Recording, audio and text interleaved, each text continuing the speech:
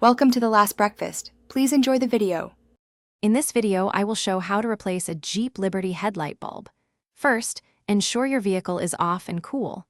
Gather your tools, including a Phillips screwdriver and the correct H13 replacement bulb. Open the hood and locate the two retaining pins at the top of the headlight assembly.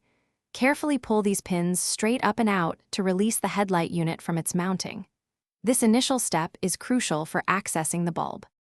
Once the retaining pins are removed, gently pull the entire headlight assembly forward.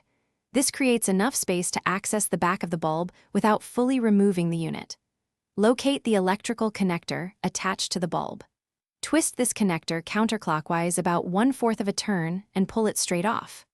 Now, twist the old bulb itself counterclockwise to unlock it from its housing, then carefully pull it out.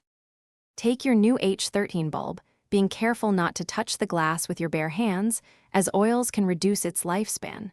Align the tabs on the bulb with the slots in the headlight housing. Push it in gently and twist it clockwise to lock it securely. Next, reattach the electrical connector to the new bulb. Push it on and twist it clockwise until you feel it click into position, ensuring a solid connection. Finally, carefully slide the entire headlight assembly back into its original mounting position.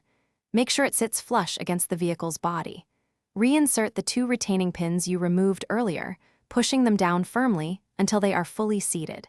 Test your new headlight to ensure it functions correctly. Remember to check the description below for a link to a fantastic book that can truly change how you think about money, as well as other great deals. Thanks for watching.